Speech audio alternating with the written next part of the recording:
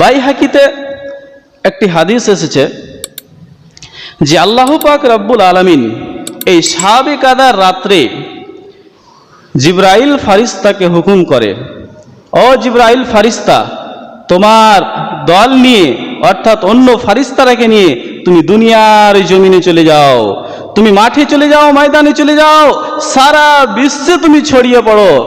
তখন জিবরাইল ফারিস্তা আরো ফারিস্তারাকে সঙ্গে নাই, ওই ফারিস্তাগুলোকে আগে থেকে প্রস্তুতি করে রাখেন যে শাবে কাদা আসলে আমাদের ডিউটি, আমরা দুনিয়ার জমিনে সবাই চলে যাব। এবার জিবরাইল ফারিস্তা একটা সবুজ রঙের ঝান্ডা নিয়ে এবার দুনিয়ার জমিনে চলে আসে এবং ওই সবুজ রঙের ঝান্ডাটাকে ওই কাবা শরীফের ছাদের উপরে ওখানে পুঁতে দেয়।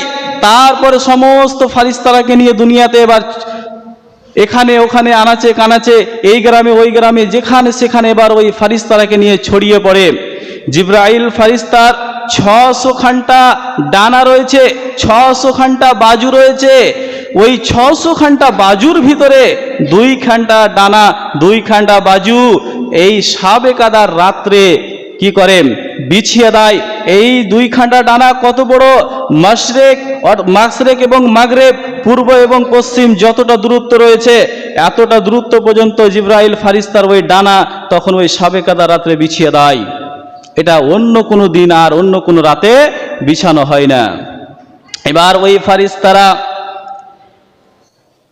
যখন রাতের মধ্যে যখন এদিকে ওদিকে যখন তারা চলে যায়, যাওয়ার পরে কারা কারা শাবে কাদা রাত্রে জাগরণ করছে, কারা ওই রাত্রে নামাজ পড়ছে, কারা ওই রাত্রে আল্লাহ পাক রব্বুল আলামিনের ভয়ে কাঁদছে, কারা ওই রাত্রে আল্লাহর কাছে কিছু চাইছে, কারা ওই রাত্রে নিজের গুনার জন্য ক্ষমা চাইছে, নিজের জন্য ক্ষমা চাইছে, কারা ইস্তেগফার করছে, কারা তাসবিহ তাহলিল করছে, সমস্ত কিছুটাকে ওই ফেরেশতার দলেরা নিজের খাতাতে নোট করে নাই, নোট ডাউন করে নাই।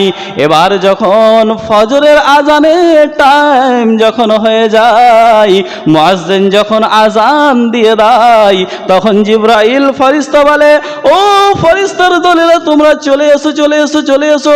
সমস্ত ফেরেশতার দল তখন এক জায়গায় জমা হয়ে যায়। জমা হয়ে যাওয়ার পরে তখন আল্লাহ পাক রব্বুল আলামিনের কাছে চলে যায়। আল্লাহ পাক রব্বুল আলামিনকে বলেন, হে রব্বুল আলামিন, তোমার অমুক গ্রামের অমুক বান্দাটা ইবাদত করেছে, তোমার অমুক গ্রামের অমুক বান্দাটা এই কাজ করেছে, কে নামাজ পড়েছে, কে রোজা রেখেছে, কে তাসবিহ তাহলিল করেছে, কে কোরআন তেলাওয়াত করেছে, সমস্ত কিছুটাকে আল্লাহ পাক রব্বুল আলামিনের সামনে উপস্থাপন করে দেয়। দেওয়ার পরে আল্লাহ পাক রব্বুল আলামিনকে বলেন, হে রব্বুল আলামিন, এদের সঙ্গে আপনি কি সুলুক করবেন, কি ব্যবহার করবেন? আল্লাহ পাক রব্বুল আলামিন বলেন, তোমরা সাক্ষী থেকো ফেরেশতার দলেরা, আমি রহমতের নজরের দিকে তাকিয়ে আমি তাদেরকে মাফ করে দিলাম, তাদেরকে আমি ক্ষমা করে দিলাম। আমাদের নবী বিশ্ব নবী মুহাম্মদ সাল্লাল্লাহু আলাইহি ওয়াসাল্লাম তিনি বলেন, সেই দিন সমস্ত শাবে কাদা রাত্রি জাগরণকারী ব্যক্তিরা ক্ষমা পেয়ে যায়, কিন্তু 4 শ্রেণীর ব্যক্তি সেই দিনও ক্ষমা পায় না। তা সাহাবায়ে কেরামেরা তাজ্জব করলেন, ইয়া রাসূলুল্লাহ, ইয়া হাবিবাল্লাহ, ওই 4 ব্যক্তি কারা? যারা শাবে কাদা রাত্রি জাগরণ করার পরও ক্ষমা পাবে না, তাদের জন্য মাফ হবে না। ওই লোকগুলো কারা? আল্লাহ রাসূল সাল্লাল্লাহু আলাইহি ওয়াসাল্লাম তখন বলছেন, 1 নাম্বার শরাব পিনেওয়ালা, যতক্ষণ পর্যন্ত ওই ব্যক্তি শরাব পানকারীওয়ালা তওবা করে খালিস তওবা করে ফিরে না আসবে, অতক্ষণ পর্যন্ত তার গুনাহ মাফ হবে না, সেই দিন শাবে কাদা রাত্রেও ক্ষমা পাবে না।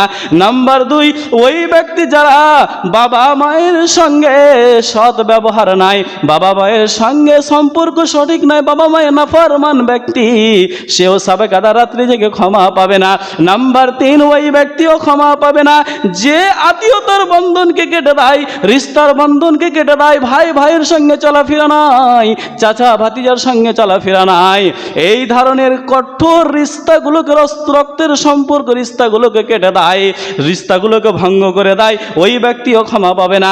নাম্বার 4, ওই ব্যক্তিও ক্ষমা পাবে না যেই ব্যক্তির অন্তরে শুধু হিংসা আর হিংসা ভরা রয়েছে, হিংসা কিনা কপট বুক যে যার ভিতরে রয়েছে, ওই ব্যক্তিও সেই দিন শবে কাদা রাত্রে ক্ষমা পাবে না। বাকি এই 4 শ্রেণীর ওয়াসুকালা ব্যক্তিকে, এই 4 শ্রেণীর আসামিওয়ালা ব্যক্তিকে বাদ দিয়ে সমস্ত শবে কাদা রাত্রি জাগরণকারী ব্যক্তিকে আল্লাহ পাক রব্বুল আলামিন ক্ষমা করে দেন।